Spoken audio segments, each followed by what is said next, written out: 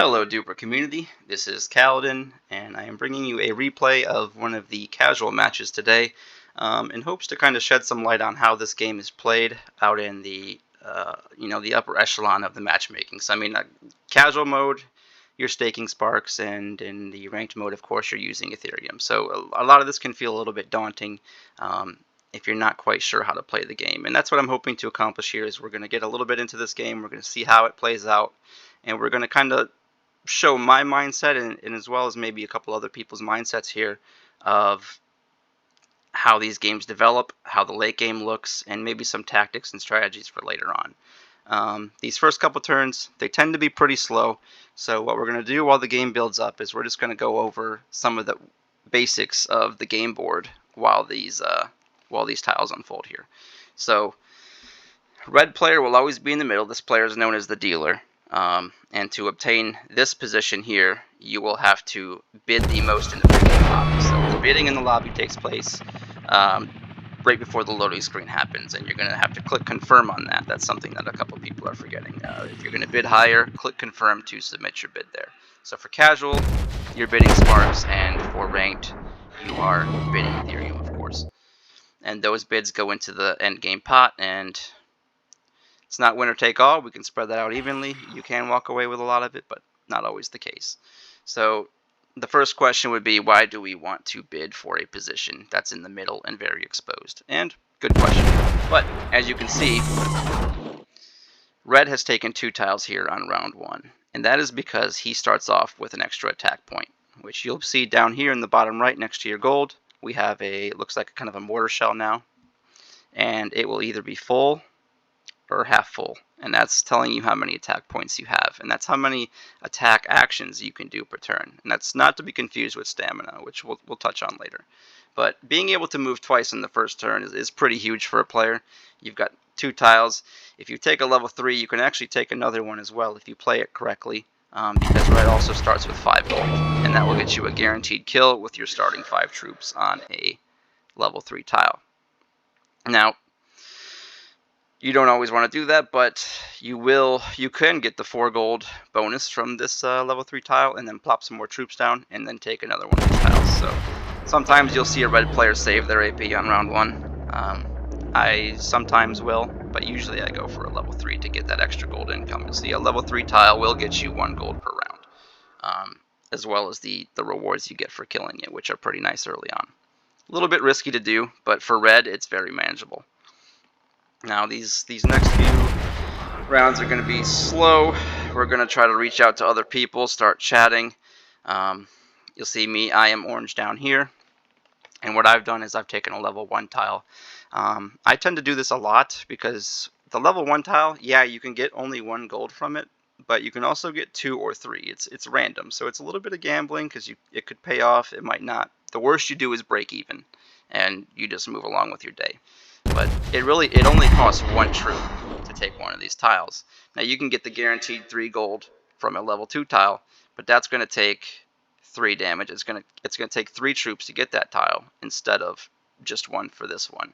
So really, early on, I try to be as cost effective as I can because my goal is to just establish an economy, level 2 capital, and try to build an economist. Now that doesn't always work out. You'll see ideally, I get a 6 here sometime soon, or maybe a 3, but you can't always count on that. So we got a 2 here, not really helping us too much.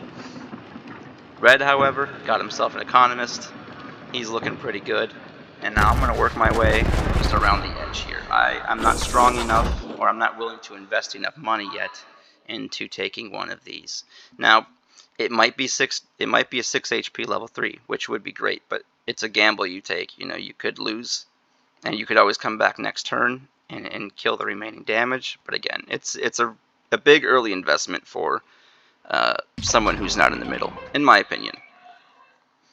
You will sometimes see if a level 3 will spawn right outside your base here, a player will simply skip their first turn and then put more troops and kill it.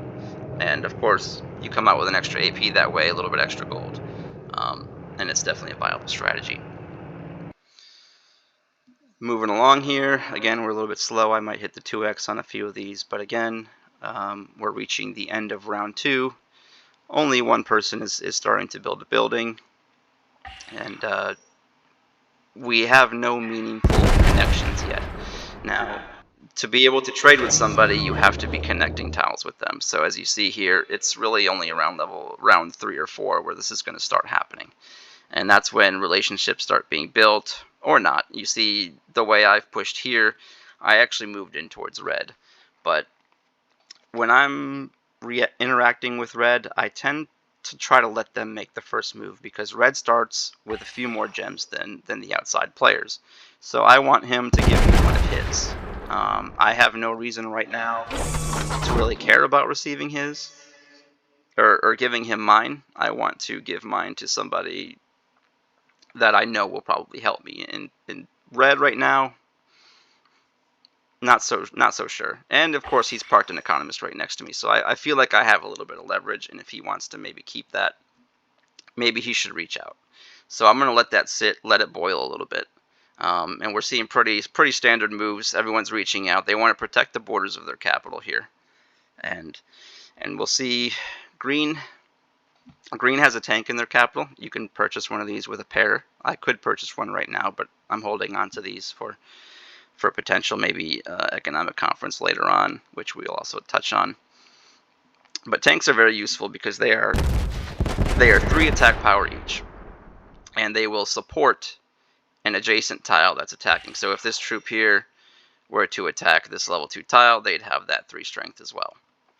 So very useful. Of course, tanks also stack on top of each other, so you can do some pretty sneaky attacks with them. Now we saw an interesting thing here. Red did attack this, but he must have only attacked with 1 troop, so he actually wasn't able to march on the tile. So somebody could march on this for free right now and also claim the rewards.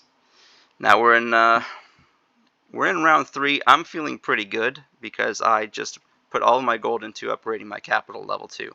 So that's going to get me an additional 1 gold per turn, and the strength of my capital just went from 12 to 16. So I'm also harder to kill if someone were to come after me.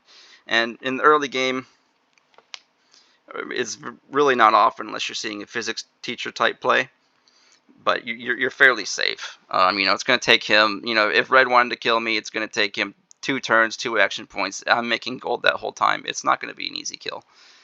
He doesn't have a fort researcher he's building. It's a safe bet for me to just turtle up, build my economy up, and let's see if green wants to chat, because red doesn't want to make the first move here. He seems to be content, even though he's not connected with anybody else right now. So now green did the hard work. I didn't want to invest in my troops into the 3. Instead, I chose level 2. So I'm going to initiate a trade to green, and kind of I asked for a 2 so I can get a 3 of a kind. Now this is where I'm going to build my economist. Of course, you need a straight or 3 of a kind to build a research center, which you pick economist, fort researcher, or plain researcher. Early on, you'll see a lot of players pick the economist just for that 1 gold and the ability to buy an attack point. I do feel like we may see that change a little bit with these season 1 changes, because the economist used to be in charge of trading gems, gem swap. So what you could do is I could reach out to green with this swap gem over here, and for 2 gold, he would get one of my gems, I would get one of his. And that was really the early way of establishing alliances in preseason and before. So they've changed that now to just requiring a level 3 capital. So I wouldn't be surprised to see early buildings moving on from an economist to maybe something more aggressive like a fort researcher. Planes are also very useful, mostly later on in the game though. So we've made our first trade with green, and we're going to start chatting here, hopefully forming a relationship. I gave him one of my gems in good faith, so I'm hoping that maybe we return the favor. We start working together. Maybe he wants to kill red. Maybe we want to go for a tile victory. If you get a good ally early on, you guys decide, let's just cover this side of the map, and then later on we'll decide who gets the tiles and who wins. But with the gem spread, we'll make it work. Me feeling a little aggressive today, so I asked him if he'd like to plot world domination, and if I remember correctly, I got a pretty enthusiastic response.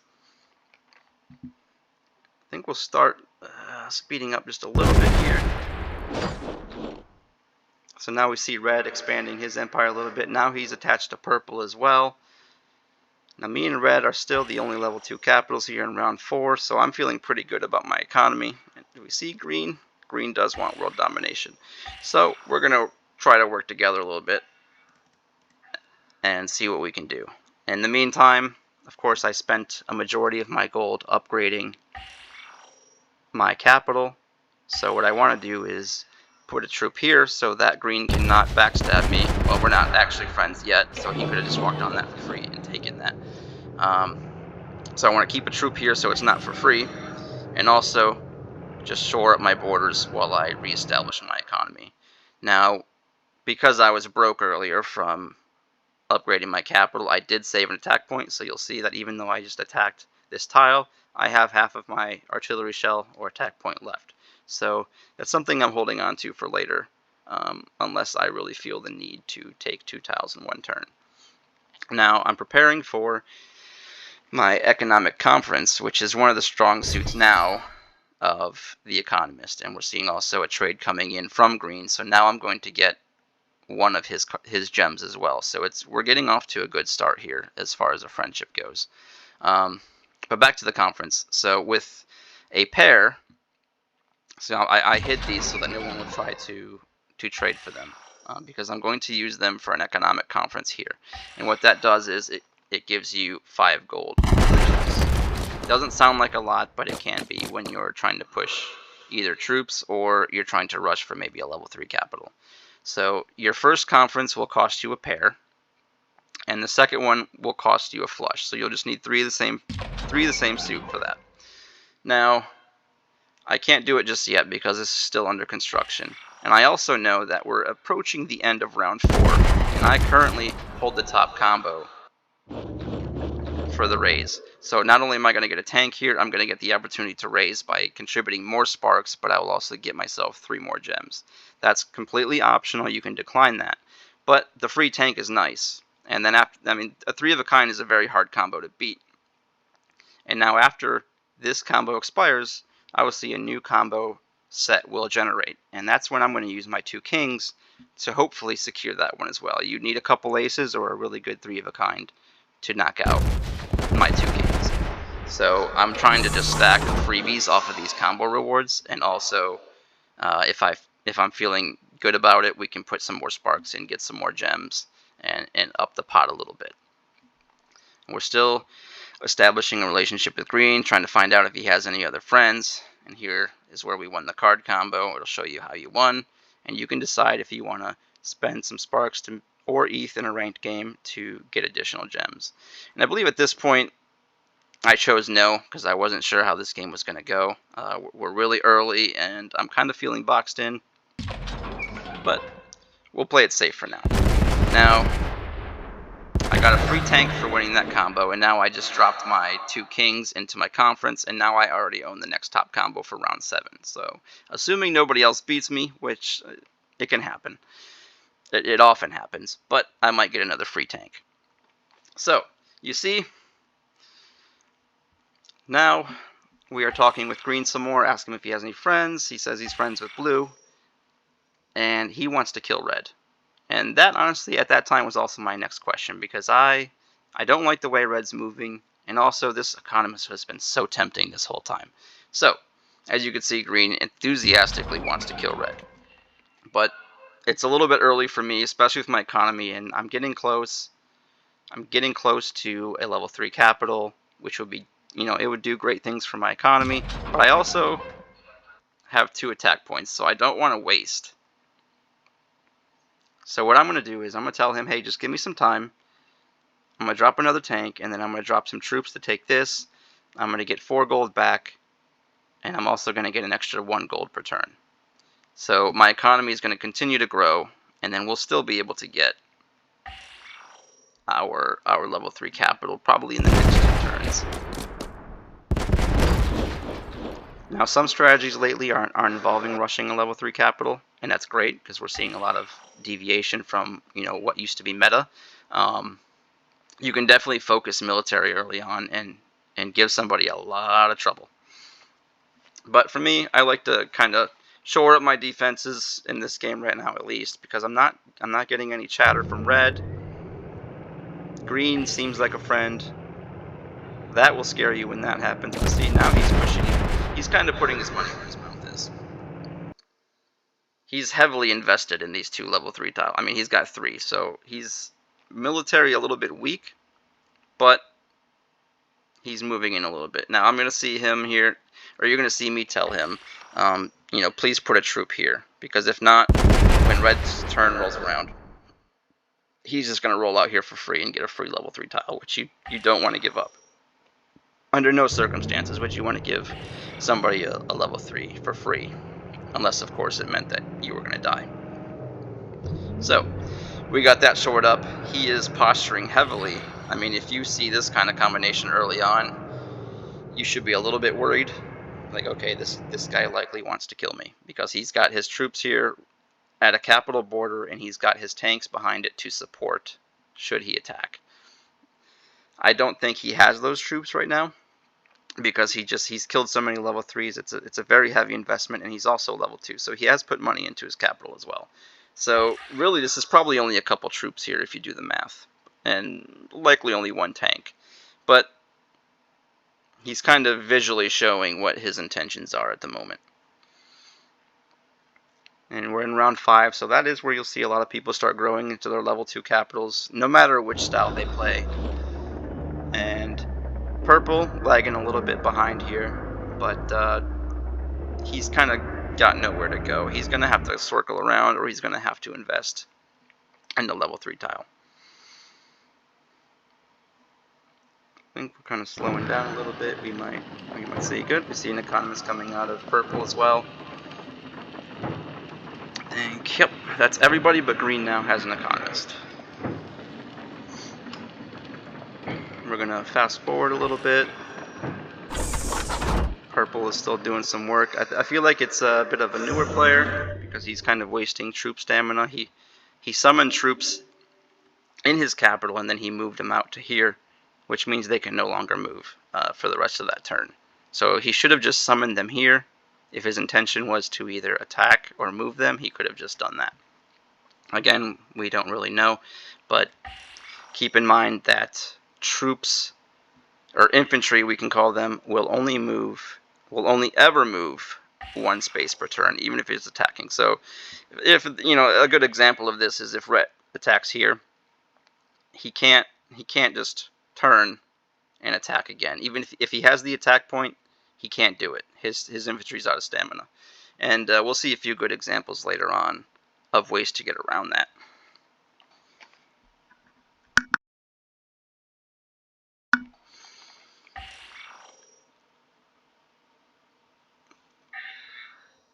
Now we are bringing the slow down again a little bit here. I'm kind of turtling again. I'm only sitting on 8 gold. I invested in the level 3, so it's going to take me a few turns to recover from that.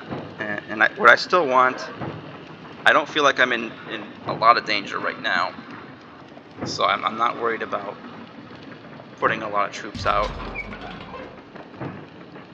I'm just going to sit and try to build up my defense here. So I'm taking a free level 1 with my tanks. So I'll get a little bit of gold and it will cost me nothing. And we got a good roll on that, as you can see. What I mentioned earlier, I got 3 gold from that level 1, which is the maximum you'll get, but it's great. Even if I only used a couple troops to get that, it's the best roll you're going to get. We also saw green roll a couple more tanks in here, so his supporting staff here is getting pretty good. Things got a little bit quiet. I get a little bit confused here. My first literally red flag of this match is this fort researcher being built by red here. So if you're building something like this, you typically don't put it near somebody who is posturing to kill you, because they can just turn and steal it from you. Now the second part of this red flag is, instead of stealing that fort researcher, green now builds a fort researcher right next to it. So it's kind of an interesting thing I'm keeping in the back of my mind, even though, I mean, I only have 1 of green's gems, he only has 1 of mine, so really we're only working off of a verbal alliance. It's really nothing meaningful. And this is something I'm keeping in the back of my mind because on paper it really doesn't make sense. He should want to take that from him instead of building his own. And he could have built an economist and had a fort researcher, one of those being for free. So we're going to let that play out, but something we're going to be a little bit wary of as the game moves forward. And the tank's here in the capital, so Red's feeling a little safe because if anybody decides that they want to attack one of these, he's going to get support from just the tanks. Now the capital strength is not included in the support. It doesn't quite work like a fort, which we will cover in a later round of this game as well. Now purple, we can kind of see that this is probably a newer player. We're approaching the end of round 6, and we're seeing him still at capital level 1. But he's taken his level 3, so he's expanding. But I also feel like maybe he's alive because no one's threatened. And a big no-no here, obviously, is you've got 2 wide open tiles next to your level 1 capital. So this guy is alive by the grace of God at the moment. He's kind of a placeholder. You'll see even with AFK players, you typically won't see the AFK player get killed early. It's more of a strategic kill because that lowers the tile count needed to win. So you want to do it at the right time because it could be a 2 or 3 tile swing depending on the attack points that you save. Now red ticked me off a little bit more at this point. We see him just kind of completely isolating me off here. And now I really have nowhere to go but through him or through green, who I'm more friendly with than him at the moment. So I'm also a little sus after this fort scenario over here because green has stopped talking to me. Now, if experiences with ex-girlfriends told me anything, it means that green is probably talking to somebody else. So I need to find out what's going on. Now, I'm going to do that in a couple of ways. But as you see, we have our green upgrade arrow. We're sitting on 25 gold and 2 attack points. I'm kind of feeling safe. And I'm about to update this into a level 3. Get a couple cards.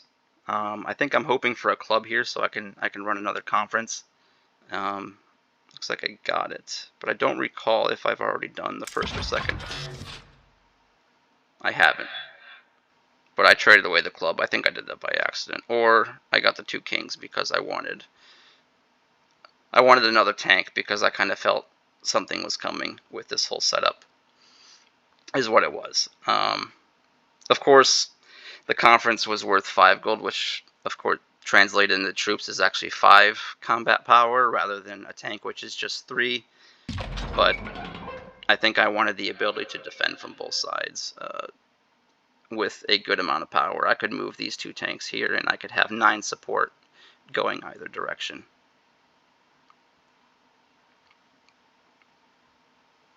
Now we'll speed up a little bit as things start to slow. I'm sitting pretty on 2 attack points, and I've saved these because, again, I'm feeling a little threatened and I might need to do something drastic. As you can see, green again did not steal red's fort. Instead, he moved the other way. Red felt comfortable enough to move his troops back, so now we have an under construction fort. Researcher.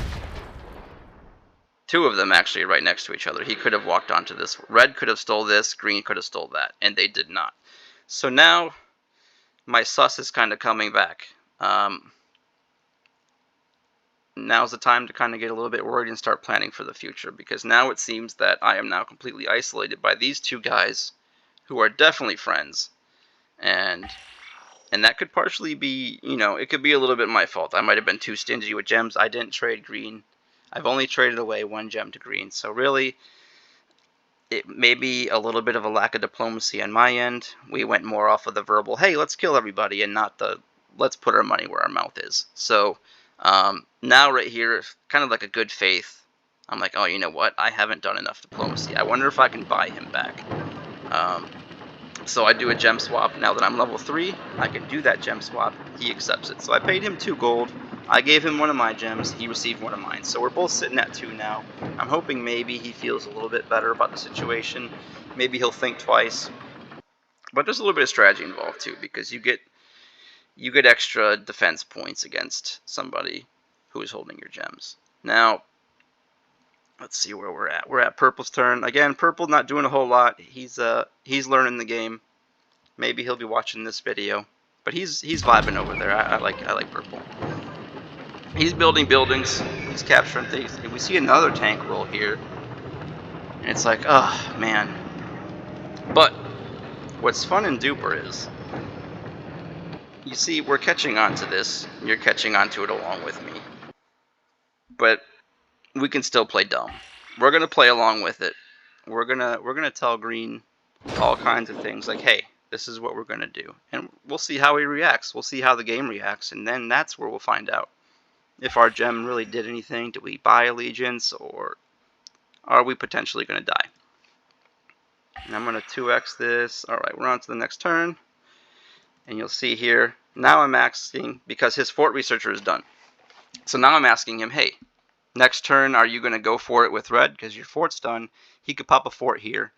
And what's fun about forts and tanks is that if you popped a fort here, the fort will inherit the tank's ability to help an adjacent tile in its attacks. It will assist. So if this troop was to attack, you'd get your tank support and also the 7 attack from the fort, which is huge. So he's got a very powerful setup here that he could use. He could also retreat, pop a fort here, and use it against me with his tanks behind it. Now red, of course, encroaching further on me. I'm feeling any worse about it. And here I'm going to pause for a second, actually, because this is an important turning point in the game. So what I did here is I asked him if he's going to kill red, I want to clear a tile towards purple so that I have somewhere to go, because if he were to kill red, these tiles all disappear, they fall away, I can't get through them. So I really wouldn't have anywhere to go except for through green, my only ally. And at that point I'd be at the grace of whoever's winning the game to maybe get a couple gems. If I get lucky, I could build an airplane and maybe cause some damage, but by that time the game could be wrapping up. So it's about time to do something drastic. So I told him my plan. I asked him, hey, if you're going to kill him, I'm going to go through here so that I have a bridge out. And I can go through purple, no problem, and we can continue on with our alleged partnership. So what happens now is he accidentally sends number 2 to me, which, still I don't really know what that means. But he might have been telling him which tile that I was planning to go through. Or he was telling him how many tanks he had, or it could be anything. But I don't think that message was meant for me. So what I believe he's done here is he's let red know, hey, orange wants to come through you. And what does red do? He sends a tank out here to support either this one or this one, which this one's the one I'm obviously going to take, because if I take this one, I'm still stuck. If I take this one, I actually have a bridge out. So that's what he wants to do. And you'll see he plopped more troops on there. And that pretty much tells me all I need to know. And if it didn't tell me all I need to know, then you also have a wide open capital with no troops in it, with a soldier and 2 to 3 minimum tanks and a potential fort staring down the barrel of it. So this, the ultimate sign of trust. I mean, this is a level 2 capital for red. There's no reason it should still be 2. He might be heavily invested in military, or he's hoarding gold. We may find that out shortly, but again, this is a weaker capital than you would expect, and this is something that green, if he wanted to, even if they were friends, you could see a very easy backstab here. It would cost green almost nothing to backstab his friend here. But looks like choices have been made, and we're going to let this play out. I'm kind of in uh-oh mode right now, because now I'm for sure trapped by 2 guys who want to kill me. But we're going to see here, red's turn is ending. And now old Kaladin has some choices to make. So we're going to do a couple things here, and I'm pausing on and off because I don't want to drone on too long and then let the play kind of happen. So we have 2 attack points. Now what we mentioned earlier is that if I were to attack any of these tiles with an infantry, I couldn't attack again. So it's not consequential. And in my position right now, I need to eliminate one of these variables. I can drive these tanks over here. I can steal a level 3 and a fort researcher, but in the grand scheme of things, it doesn't really mean much. In fact, it just takes my tanks away from my capital. It's a lot more dangerous for me. So my other option here is to use tanks. Tanks have more stamina. I can move them around. You can move them up to, as you can see, 5 places. So we'll see what I do with that here. We're going to clear a tile here. We're going to open up this space. And we're operating kind of out of faith here. This is still, don't get me wrong, this is a huge gamble. Because we have 3 tanks. That's 9 attack versus a level 1 tile. We're kind of operating in good faith here that he hopefully only has a couple troops on this tile. If he has more than 7 or 8 for some reason, my whole plan has failed, and I'm likely going to die in the next couple of turns. But you'll see we move our tanks. We're going to attack this economist, and we're going to steal it. Our tanks will move on to the economist, and then we move our tanks back off. That's how we get around the stamina limitations. Now, I have 10 gold here. We're paused. It's not enough, because he's got 16 capital strength. He's got at least one more tile bonus on there, and it's very possible he could have started with one of my gems. I have no way of knowing that. He will start with, as all the other players, you will start with someone's gems. So I don't know that. The only way I can end red this turn is by doing something extremely drastic. And so what we're going to do is, your level 3 capital has the ability to turn into what we're now calling the final form. So this is a very desperate action. I think in round 8 it would still be considered pretty desperate, because you are losing all of that gold that your capital is generating. You'll see 8, it's currently generating 8. I'm going to lose 8 income per round for doing this. And not only that, but its current strength of 24 will be reduced to 21. But we become mobile. We move a lot like a tank. We are a ground unit. We're able to cover a lot of space. And the biggest part of this here is that this is a 21 attack power unit now. Our command center is now a unit that is capable of attacking with a base of 21. So we're going to float over here. We still have an attack point. We have our tank supporting. So we have 21 plus 6 on an empty capital. So we're looking at 27. We're thinking he has 17. Our margin of error is not larger than that. There's nothing in this capital. There's no tanks. So what we're looking at, in short, is a dead man. So one of my enemies has now evaporated. Part 1 of my problem has now been resolved. Green is probably thinking, well, I guess I'll just turn and kill orange now. Which, it was a big gamble doing this, but in my mind, I didn't really have a choice. Now, I do, in hindsight, I could have played it safe by moving my capital. I still have 1 stamina left on my capital. I could have moved it back here, but I was feeling alright about it, and I have a level 3. The dead capital will turn into a level 3 tile. So now we have a defense bonus of an extra 3 here.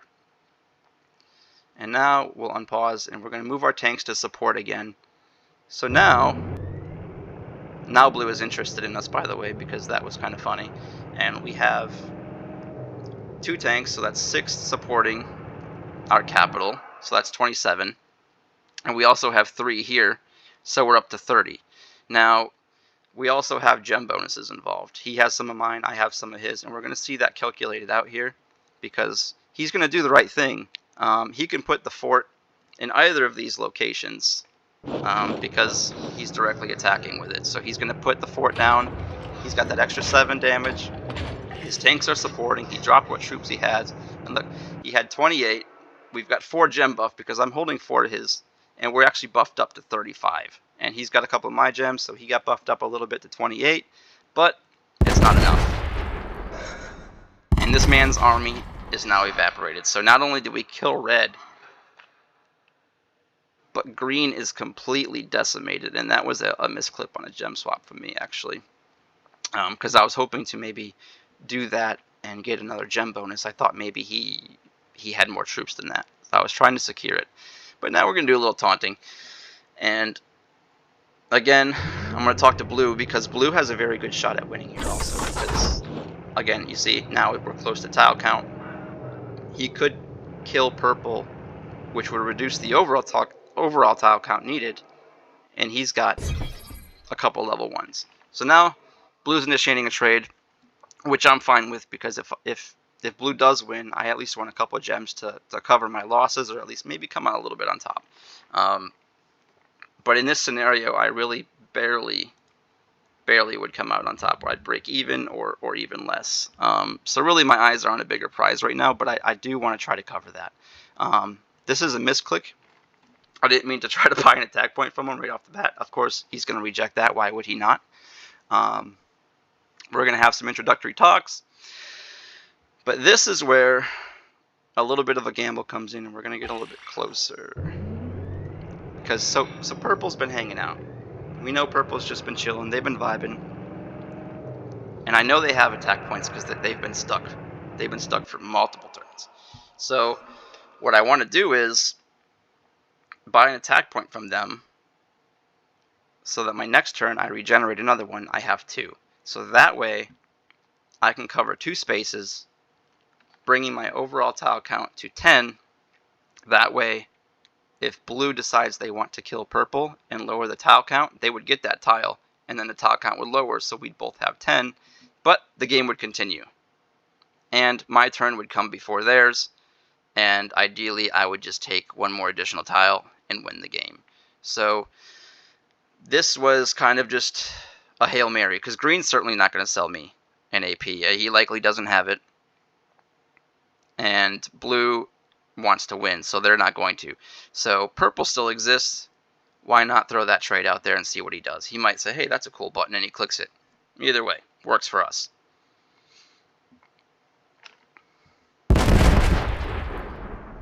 And we'll actually see a little bit of a slip up here. Blue miscalculated how many troops were there, and they actually lost a majority of their army. So now I'm feeling even better about this, because they didn't come out of this turn with another. And that was an interesting move by purple, but they didn't come out of this turn with any more tiles. So now, with my extra AP that I've bought, I will now be 1 tile ahead of them, guaranteed. I'm also sitting on a fat stack of gold. So we're going to get this all out of the... Yeah. Okay, so now we have our 2 attack points. We have 32 gold. We're still generating from our economists and the level 3 tiles. So we get a couple. It's not a lot compared to having a capital. But now, we stole these 2 tiles. So we not only are we getting income if this game were to drag on longer, but we stole that 2 gold from him too. So it's going to be even harder from him to recover by losing that income and taking it over to mine. I don't want him to recover a lot of troops. I don't want him to be able to threaten my capital or my tiles because I can't afford to lose them at this point. So we're going to see green start to kind of panic. He's sending me a lot of trades. He's like, oh, you know what? Maybe I made wrong choices in life. But we're going to reject them all. On top of that, we're going to spend most of our gold, 20 of it, just blocking this off. He doesn't have more than 20. He won't have that at the beginning of his turn because he basically lost everything. So now we've got very strong units. We're still got a level 3 tile defense bonus. We still have gem bonus. We're looking pretty. To be able to kill this, it's not possible. So next turn, the plan is to just walk onto one of these tiles and win the game. But green, he has other plans, which worked out very much in my favor.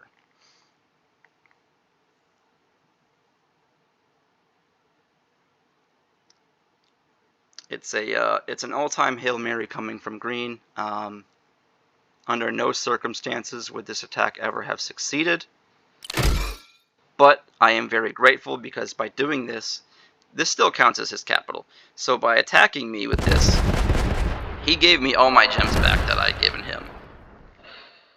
So not only that, I won the game, and I am holding all but a couple of my gems because of what I traded with purple earlier. So you'll see here, not only did we go from a very grim-looking corner, we also walked away with the entire pot of the match. So that is it for this match. If these become helpful, of course, I would love to do more. I hope you learned something. I hope you had a little fun, and I'll see you on the battlefield.